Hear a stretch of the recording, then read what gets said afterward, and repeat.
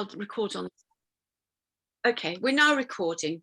Okay, well, welcome everybody to the Faversham Tree Week. This is our first Zoom presentation, and I'm delighted to have so many people here. And I'm going to ask you to mute your mics during the talk.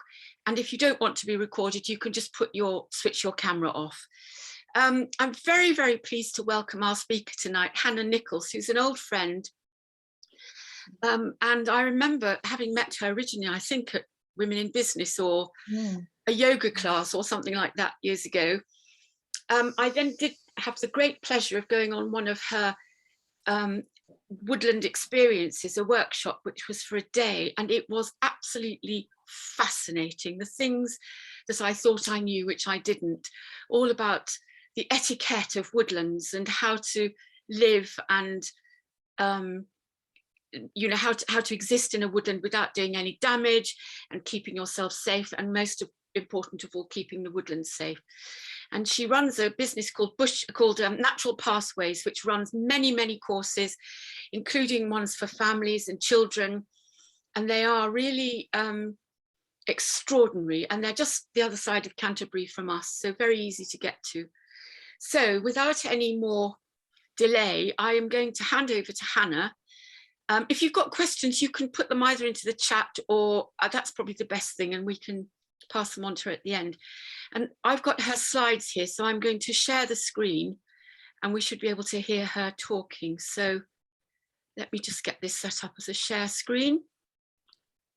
There we are, Natural Pathways, there it is. There. Okay, so Natural Pathways. Thank you. Thank you, Griselda. And hello, everyone. That was a lovely introduction, Griselda. I think you've said a lot about me, which not sure I can add to any more to that. I have been teaching bushcraft for nearly 20 years now. And I was just thinking about why I started bushcraft, and I think my childhood, and though we weren't doing bushcraft back then, but my parents had a small holding, so spent a huge amount of time outdoors, and we grew vegetables, and we had my parents had poultry for our meat, and had how would I say, we had fruit orchard, we had a lot of land to roam. And so I think that was something that influenced my choice in my vocation in life. Can we just go to the next screen, Griselda, please? So as I was saying, my childhood, nature was pretty important for me. I spent a lot of times outdoors. This is a photograph of one of the photographs of the camp area that we use, that's just outside Canterbury. Now I trained with, actually we can move to the next screen. You can see another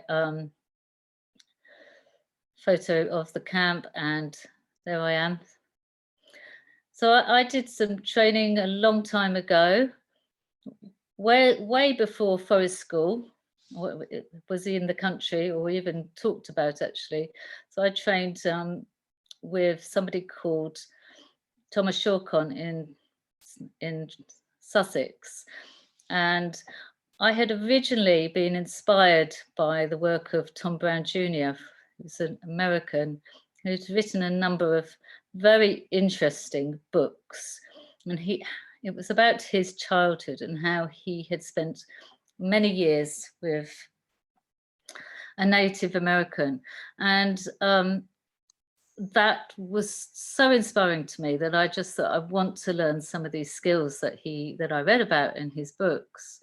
So I did this training where I spent a year learning various things throughout the year. We would meet once a month. And at the end of this year, we had what we called a survival quest. We were sent off to Scotland, and we had to survive out in the wilds just with the clothes that we stood up in, and we were allowed to take a knife if we wanted a knife. There were a couple of people that didn't want to have a knife. Well, however challenging it was to spend time outdoors, having to, you know, create a shelter for, you know, to sleep in, make fire, find our food, purify our water. It was just an incredible experience, very, very challenging. But I just thought, I feel like everybody needs to do this. And I think that's what inspired me, actually. You know, that deep connection, being immersed in nature. I just thought it was such an incredible experience. And, you know, pulled on such inner resources that, you know, because it's not just the physical, it's not just knowing the practical skills. It was being able to endure the cold. We were actually we were in Scotland in March, pretty cold, but also, you know, going without food. We did eat a lot of plants, but we didn't actually catch any fish or catch anything else to eat. So there was some pretty hardship. It was pretty hard at times, but I came away with that, from that experience, feeling, oh, this is just incredible. And so that's why I have a passion for sharing this knowledge. We can go on to the next slide. Oh, have I missed one out? You just missed it. Yeah, it just says, yeah. So, yes, I mean, I was just saying about how that experience inspired me. And I've been teaching bushcraft now for, as I said, nearly 20 years. And when Griselda asked me to do this talk, which is for Faversham trees, I was thinking, now with bushcraft, trees are absolutely vital for nearly every part of bushcraft. So I just wanted to put some slides together so we can actually go through, you know, the skills and some of the skills that I teach, and the resources that we can get from trees. So now here is just a group. You can see, got a photograph of a foraging group here underneath this beautiful tree. I think this looks like an oak tree. Now, from I haven't got a very good picture here, but I think that's what it is. But let's just move on to the next slide.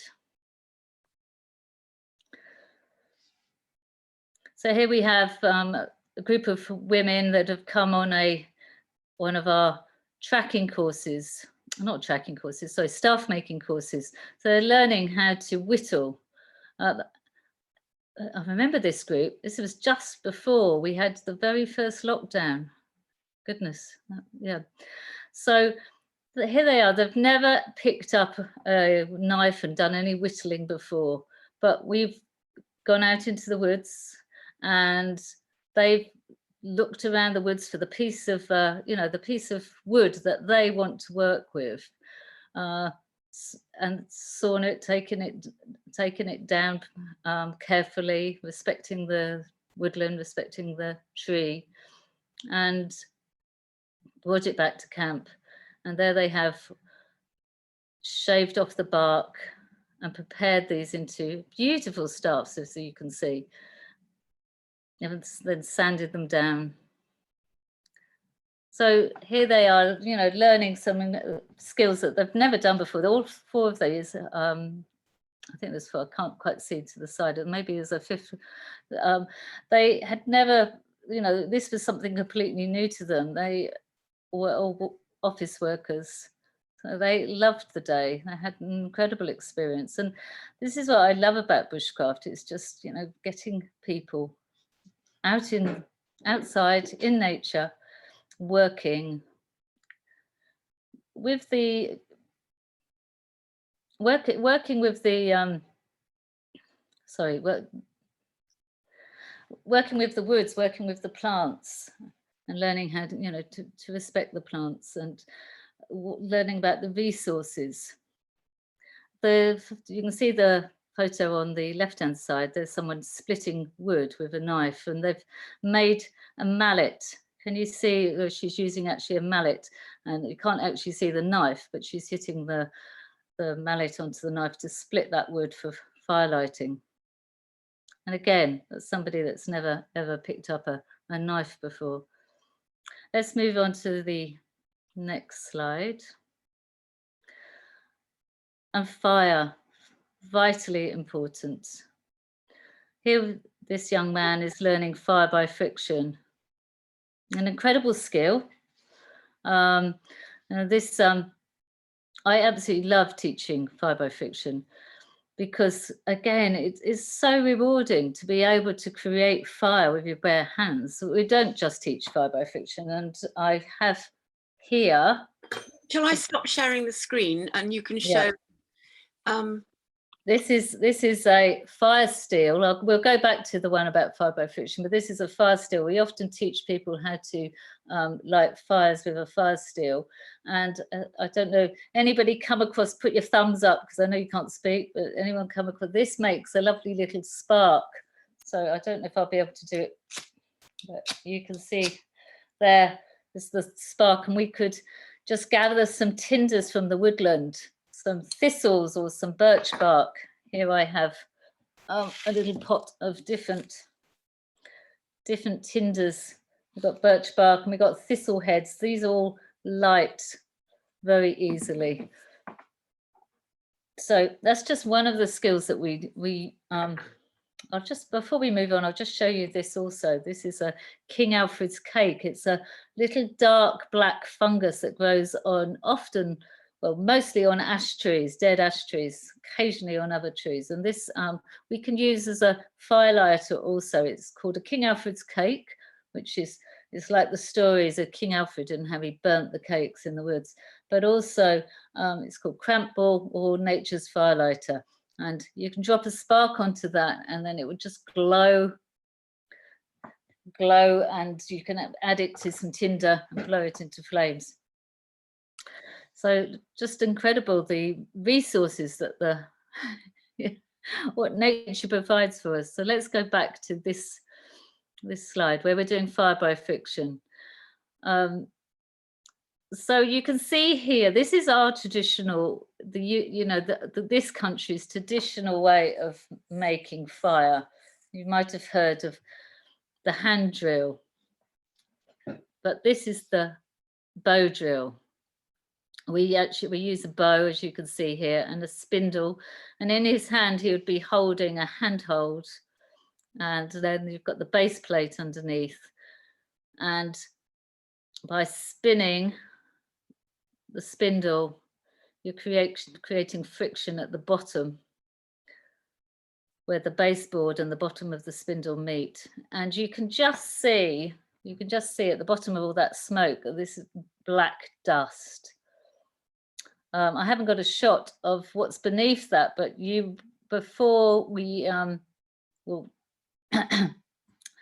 he could make fire, he would have actually had to sort of drill down, make a little indentation into the wood and then cut out a notch, a little triangular notch in the side of the wood, and then go back to bowing, putting his spindle back on. And as you can see, it's creating a lot of thick dust, thick smoke, and that black dust at the very bottom, that would collect in the notch. And then when the notch is full up with this black dust, you bow a little bit faster, because what you want to do is actually heat that black dust up. And as that black dust gets hot, it starts sticking together, and then it would start glowing, and you'll have this little hot ember. And that is what you take and put into your tinder bundle and blow into flames. And that's what you can see him doing. I don't know if you can hear me, Hannah. I know some people are concerned about fires in woodlands. How do you make sure it's safe? Well, there's many things that you have to consider. Firstly, you need to be in an area where, well, there's a number of things you need to take into consideration. Firstly, you need to have permission from the landowner. You cannot just have a fire. You cannot just light a fire in any woodland. You definitely need landowner's permission. And then we need to find an area that, obviously, we're not in a windy area where the fire can spread. Best to dig a fire pit so the fire is contained in a pit. And when you dig a pit, you're also checking the earth to make sure it's not earth that is flammable. Or, if you're in a coniferous woodland, the fire can spread underground, so the roots can catch light and the fires can spread. So all of these things need to be taken into consideration. Fires away from flammable materials, you're removing the wood, removing the leaves and any dead wood away from where you're lighting a fire, so the fires cannot spread. You also need to be, how am I going to put this fire out? So you need a way of extinguishing it. So that could be wet leaves, mud, obviously water, sand. So all of those things are really important when having a fire. And yes, away from trees. I do not understand why you see sometimes that people have lit a fire at the base of a tree and then the trunk has been damaged. Totally unnecessary. I don't understand what that's about at all. Okay, shall we move on to the next slide? So here we are cooking on the campfire. You can see my cauldron in the middle of the at the back of the campfire. And we do a huge amount of cooking on our camps. We get the children cooking. I work with schools a lot and they do a lot of cooking too. And let's just move on to the next slide. And here we have some foraged foods. I ran a course called Forage and Fire. Again, the trees provide us with enormous amount of edible food. So we've got the berries here, which is probably everyone's used to collecting berries, especially blackberries. But in the spring, we can be eating a lot of our leaves from our different trees. Beech leaves are delicious when they're young, very papery thin. Hawthorn, again, very tasty leaves, and they can all be added to salads. There's a huge amount of leaves, and if you move on to the next slide, you'll be surprised to see the little pot on the left-hand side is actually bark. So can you see that piece of bark on the board?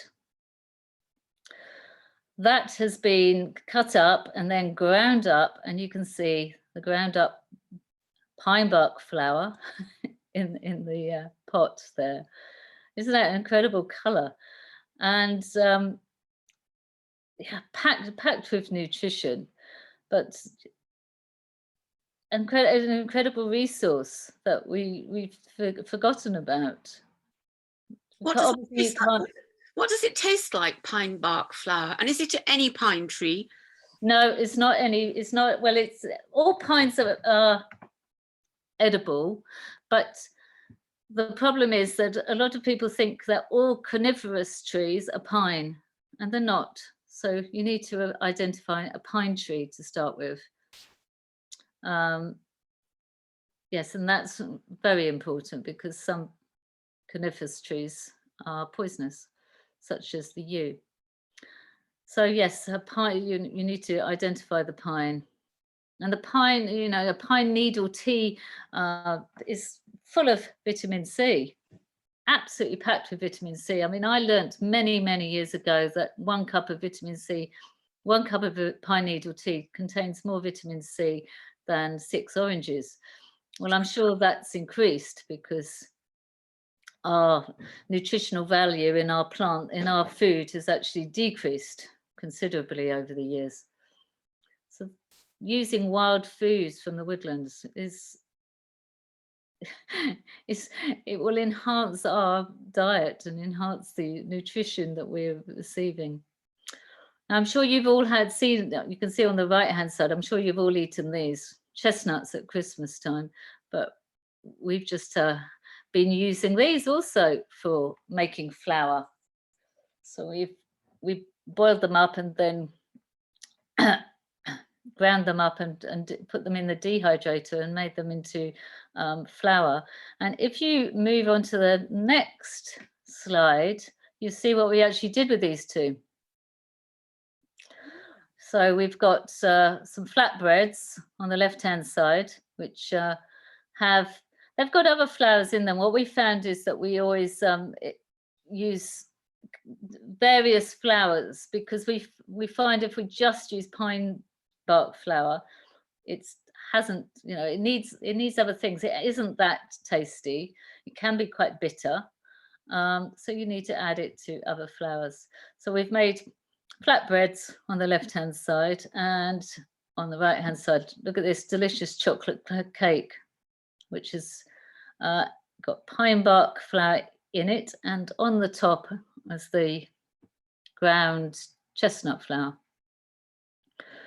And that was delicious. That was made in the cauldron, cooked in the cauldron, should I say, on the campfire.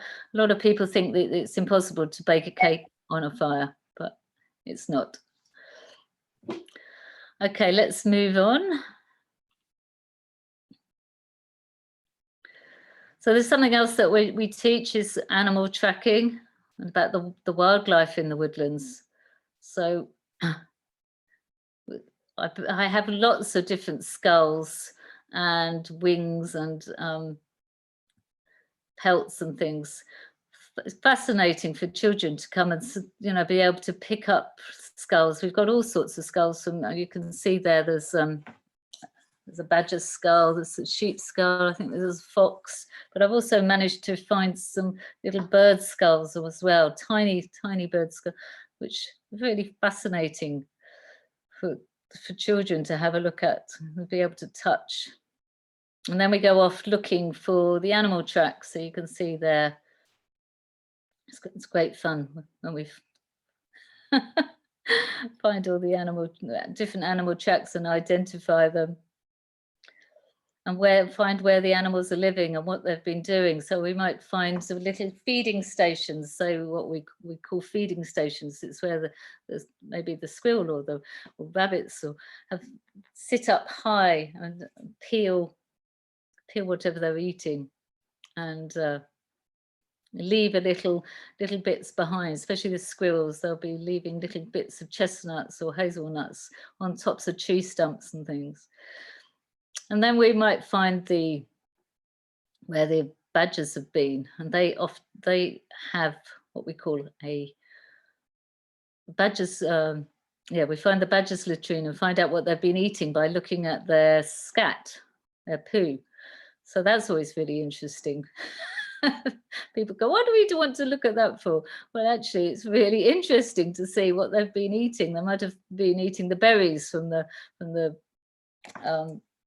blackberries or the haws or something, or they might have been eating from the crops in the fields next door. So again, that's a fascinating subject. Let's move on. Yep, here it's just some families. We're foraging on the right hand side. I think they're picking up acorns.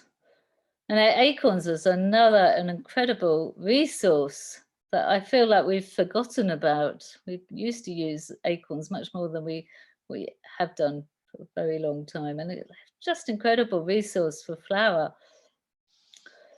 I mean, I'm sure we've all remember the coffee that was made from acorns, but and you can still buy that, can't you, from the health food shops? But yeah, how many people forage acorns? They have to be treated, they have to be processed, because they contain a lot of tannins. So they have to be processed before you can eat them. And on the left-hand side, you can see that little boy who's just found all the King Alfred's cakes. Can you see his hands are full of those little black fungi, which is what I showed you a minute ago. He's looking very happy with himself. So yeah, let's move on. Can't think. Yeah, this is one of our family days. It's just so we have mini survival adventures. So the families come out and they're learning all about the woodland and what resources there are. And they build shelters. So that's their little shelter that they've built. Build a fire.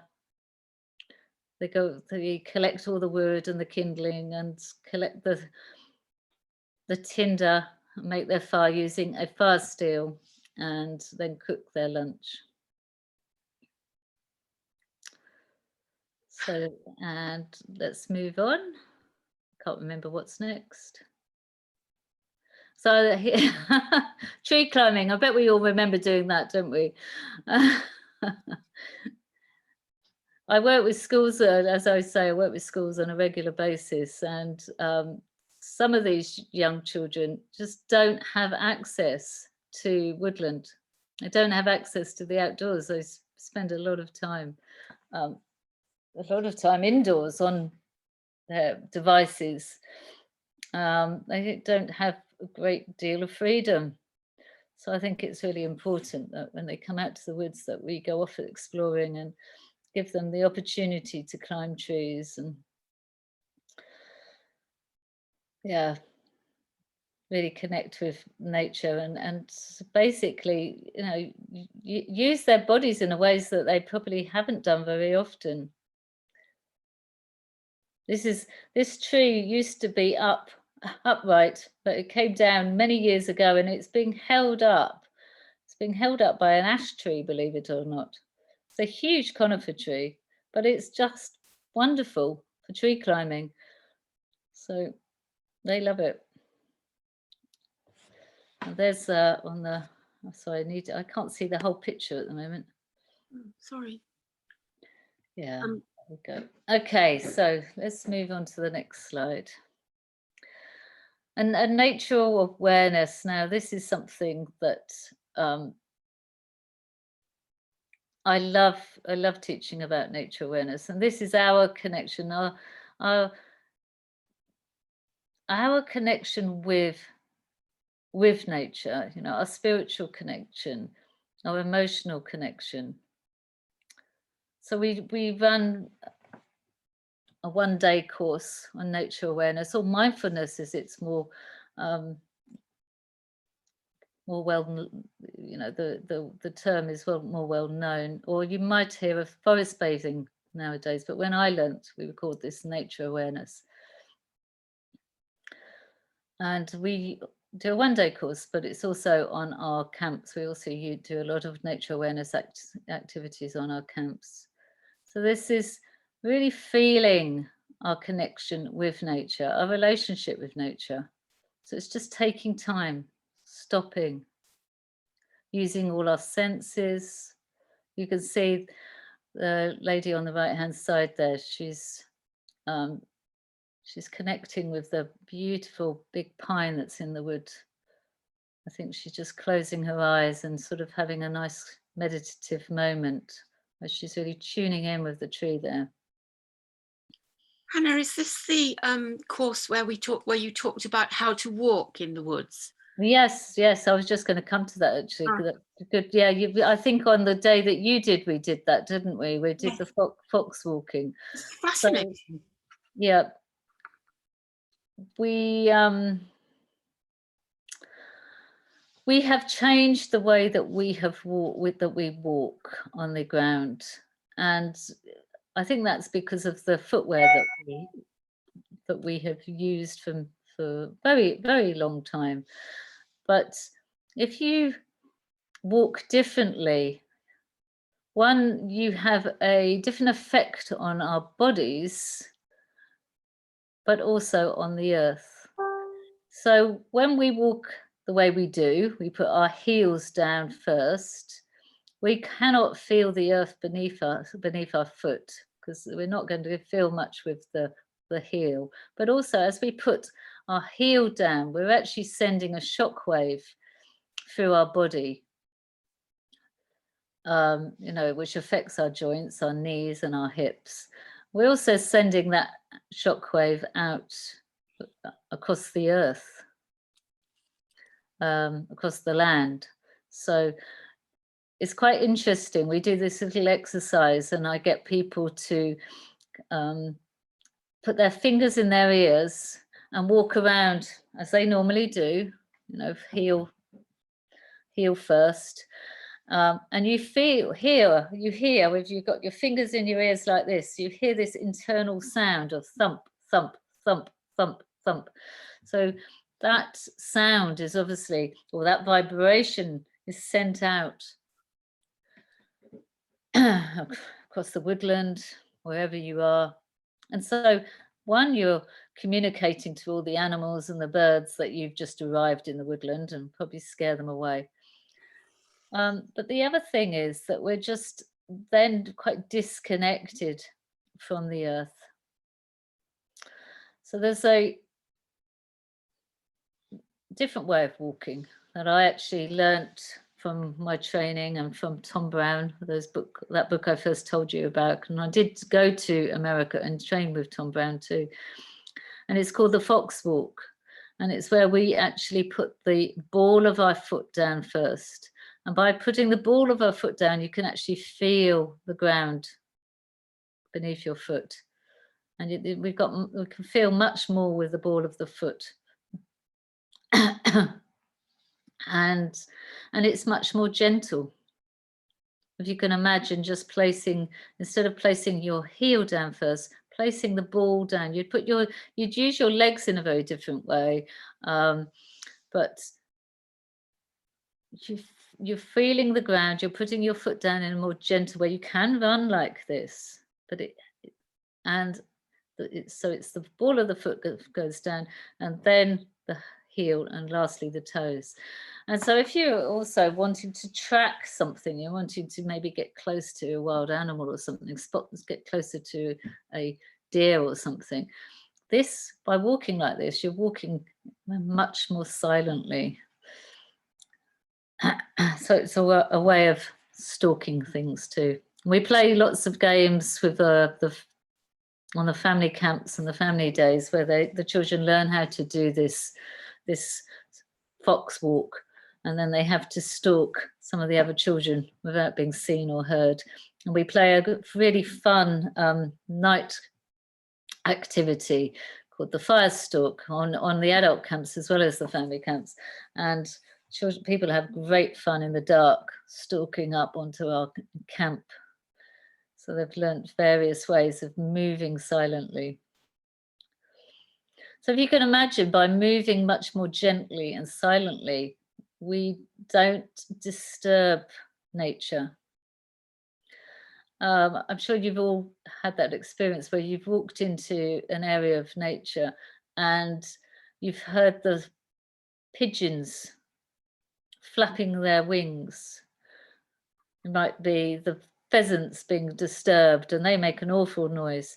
And what these birds are doing is telling all the other wildlife that we're here. The humans have arrived, you know, those noisy people have just entered the woods. So if there is a deer to spot or a rabbit hiding somewhere, you know, they know that we're here, and they can often, you know, disappear before we've had a chance to spot them. So, yeah, nature awareness is of benefit to us, you know, calming us, relaxing us, calming our mind, but also a benefit to nature and to the animals that live in the wilds. So let's go to the next slide. So I've finished. This is just a slide of telling you the courses that I offer. So we've got family camps and family days. I do a adult camp, which starts Friday evening and finishes Sunday afternoon. Family camps are either 1 night or 2 nights, and I do a number of different family days. The forage and fire, yeah, so that's a day where we forage in the morning. You know, we have a walk in the woods and see what there is that's edible. And then in the afternoon, after we've had a little light lunch, we will actually create a 3-course wild meal, cook that on the campfire, which is a lovely day. And then, yeah, forest school, which I work a lot with schools and home ed groups. And there's the Nature Awareness Day that I just talked about. And I also do nature connected life coaching, which is life coaching outside. So maybe walking or having a coaching session, or maybe it could be sitting by the fire. So, are there any questions? Oh, there's 8 people now. I'll just leave this up for a minute, but if anybody wants to. Griselda, I was very interested to the little tracks that were in one of the slides. I couldn't identify the animal. Oh, the one with the bird skulls and everything on the table. I think so, yes. I'll just go back to. Who's talking? Sorry, Hannah, I was just interested to know. Oh, Joanna, hi. Hi. So, how do I close Was it a squirrel? Do you want me to go back to that and see if I can find the picture? I'll find it. Hang on. I was just fascinated to know what it was, because I wouldn't have recognised it, but I wondered whether it was a squirrel. Oh, well, yeah, let's go back and have a look. I'm just finding it again for you. Hold on. There it is. Thank you. It looks like more than one animal there, doesn't it? I think it's you can see, yeah, that's definitely. Can you see the one on the left-hand side? That's, yeah, definitely a squirrel. I think it is the. Was it front and back legs? Yeah, yes, it is. Oh, lovely. Okay. Yeah. Well, obviously you see them in the woods so often. They are something that you do see scrabbling away from you. Yep. But it's fascinating. I've never seen the tracks. You've never seen the tracks? Ah, there's yeah, it is a really a wonderful, you know, once you start spotting the tracks and then, you know, being able to identify them. I always think it, you know, makes going out for a walk even more interesting when you start spotting things. But especially with children, if you know. Can I ask you, do you think, is it your impression that there are larger areas of woodland in Kent now, or fewer? Is it shrinking or growing? I don't know. I just wondered if you had a view of that. We've got in Kent, we do have a lot of woodland, don't we? But can I make an observation that inevitably, my experience in the Blean and other woodland in this area is that, like everywhere, near the car park, you see lots of people. But if you go on any sort of distance, and particularly on my bike, I could get quite a lot further into, you never see anybody, which is delightful because you just got the place to yourself. Yeah. So, I mean, a lot of the Blean, you know, even on lovely days and weekends, it's very rare to see anybody, which I find, and evenings, particularly in the summer, you say, where is everybody? But there we are, they're not in the woods. Well, I think people, especially during the first lockdown, I think a lot of people were out walking and exploring new places, weren't they? But yes, I think most people stay to the tracks. I go to the Blean quite often. Sounds like you go much further afield. Well, I've luckily got somebody who lives there and knows it well. So I've got a guide. That is true. But actually on my own, I wouldn't be so confident. Because I've actually got lost a couple of times in the balloon. I think it'd be very easy. And so I think that's probably why people stay with the tracks and don't go too far. But yeah, I had this I was on a walk in the snow. It was just amazing. Everywhere was white. I was with my brother at the time, and it was getting dark. And suddenly we realised that we weren't heading back to the car park that we thought we were heading back to. So I had to use my navigation skills, and everything was white and looked exactly. Yeah, no, actually, that would start scaring me. Yeah. I would definitely find that scary. Yeah. Yes. Are there more questions from people? Don't know if you've Yes, I'd like to ask about going back to the fire making. Yes. I don't know if you can find the picture. The bow one, where the smoke's coming out at the bottom, and what is on the spindle at the top, so that it's not making fire in the palm of your hand. So There's going to be friction there as well. there is going to be friction there, and that's where you don't want the friction. So that is so there's a handhold at the top, and that usually you want to have a piece of. I wonder if I've got any. Do you have a stone or something in your? Because you're going to have equal pressure and a burnt hand. Yes, I wondered that. Thank you, Andrew. No, this I haven't got one, but if you can imagine, it's a smaller piece of wood that's resting in his hand, and that is a hardwood.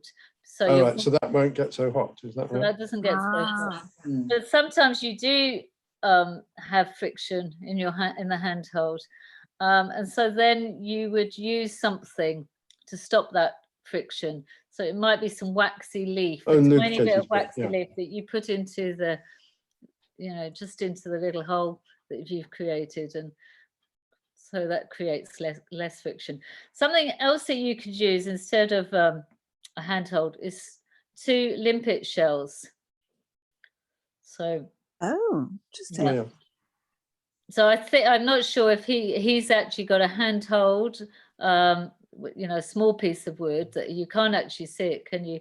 Or if he's got 2 limpet shells in his hand, and you need 2 because they break. Yeah. Yeah, you cannot tell at all what he's got there. No smoke. Yeah, no, you wouldn't want just bare hand. Yeah. So I was wondering if what's the wood the spindle was made of. Did it have to be a particular wood? It does. It does. There's various trees that you can take the wood from, but if you're starting out, so should we just go back to that picture? yeah, hold on, sorry. There we go. So okay, so the baseboard that I can see there, that looks like it's lime, and the spindle, I think that's hazel. And that's quite a good combination. And then the handhold would be a hardwood, say oak. So you're basically wanting, I mean, some people have made fire friction with hardwoods for the baseboard as well. But if you're wanting to start out, what you're really wanting to do is find woods that they're not a softwood and they're not a hardwood. They're sort of the middle of the road woods. Yeah. Okay. So this is why we've used here lime and we've used hazel, which are an excellent combination. You could use hazel on hazel, or you could lime on lime. Yeah. But that's a really good combination. And then you would obviously have to have your tinder bundle, which he's got his. You'd have to have your tinder bundle ready to put your little tiny ember in. We are going to do a day just teaching fire by friction, because I think it's something that more and more people are interested in. But once you've got that ember, you think, wow, I've done it. It's just an incredible achievement and feeling of satisfaction and yeah. But then you've got to blow that into flames, and you're all hot and exhausted from doing the fire by friction, and then you've got to start blowing and that's an art in itself, because you know the ember could be, you know, no bigger than the size of a pea or even smaller, and you might lose it in, you know, it might fall out of your tinder bundle. There's lots of things to think about, and making sure your tinder bundle's all prepared properly with different materials. It's not just getting one material, it's getting a variety. Hannah, I think one of the really nice things about this is that that young man looks to me as if he's had a bit of a tough start in life. You know, he's got all these tattoos and cuts on his hands and everything. And there's something very redemptive, isn't there, about coming out into the nature and to the woods. And absolutely. Well, and his face, he looks blissful. He looks so happy. This young man, he had been through quite a journey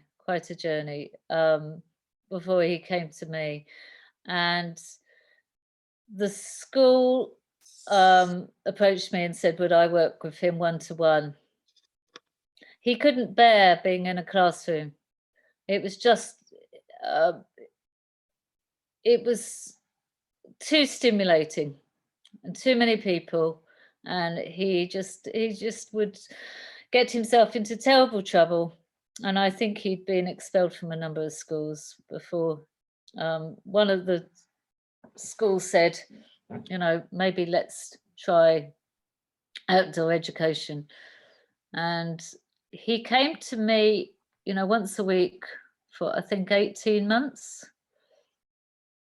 And incredible journey.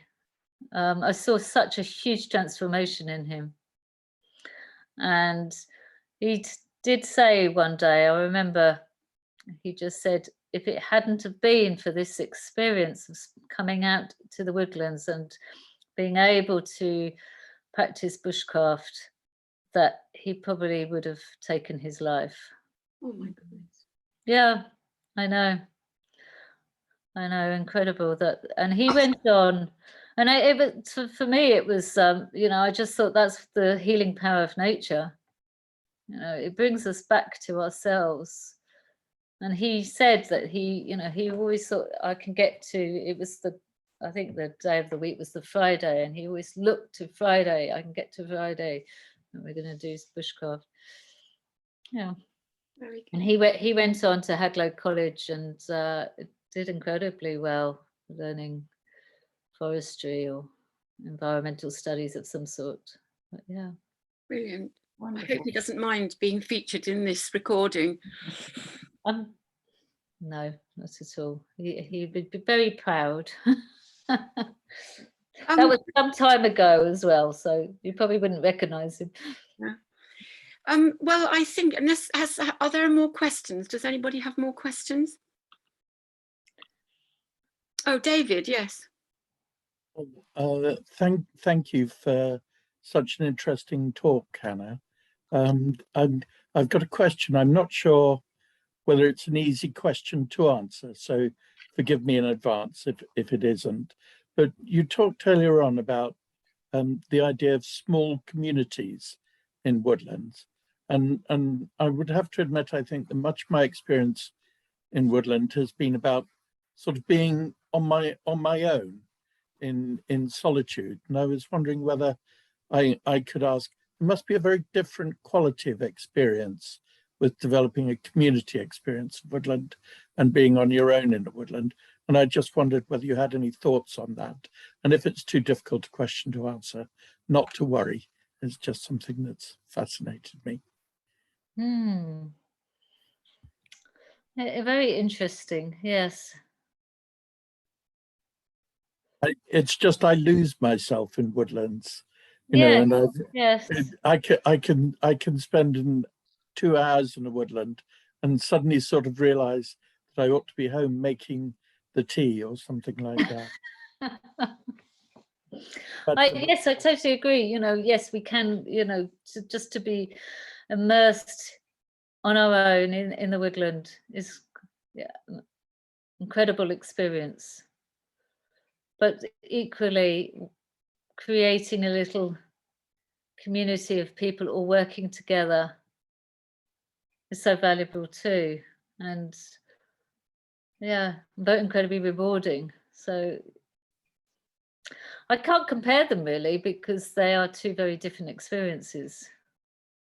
But I love sharing the woods, and just to have, you know, when lots of families come, I love sharing all these experiences with them, and they'll build a big group family shelter for each family to sleep in, and then they'll all have a fire at their own campfire to cook on, and it's just wonderful, especially seeing the children arriving, maybe never spent, you know, a night in the woods before, and how they're a bit nervous, and then in a very short space of time, they make this little area in the woods their own, and yeah, it's they start to relax and explore the trees and start climbing and making things, and yeah, I don't know if that's answered your question at all, really, but you know, my experience is being there on my own is very different from being there with lots of people. Yeah, I think that's partly what I was getting at. There's Yeah. a whole diversity of sort of different sorts of experiences it that is. you can get out of the woodland thing. Fascinating. Yes, yes. Well, unless there are more questions, I think we'll probably call this to an end. I'll stop the recording, and thank you, Hannah, so much for a most interesting and insightful. And I think your photographs were extraordinary, really showing us that I feel as if I've been in the woods. I can almost smell the smoke, you know. So thank you very much indeed. Thank you for inviting me, Griselda. You know, I don't find it very easy, you know, speaking on Zoom. I find this all very slightly awkward. So I know that at the beginning I was finding it a little bit difficult to get going, but yeah, I'm much more at ease when I'm in the woodland sharing these skills. Well, if anybody wants to get in touch with Hannah, you can see her on natural-pathways.co.uk, and I'm sure if you Google it, you'll find it as well. And she does have lots of wonderful courses always running, and I think you've inspired me to come back to one of yours. Andrew, perhaps we can go and do an overnight bivvy in the woods, shall we? Put him on the spot. Did I see there you somebody waving, wanting were you asking a question? No, yes. No. You'll have to unmute yourself though. You're muted, Noel. You're muted, Noel. We can't hear you. We can't hear you. Margie will have to unmute it. There you are. Yes, it was just I was getting a little bit sleepy, and so I was waving goodbye. Oh. There you are. Time to bring it to an end. Well said, Noel. Goodbye, everybody. Thank you so much. I'll stop the recording now.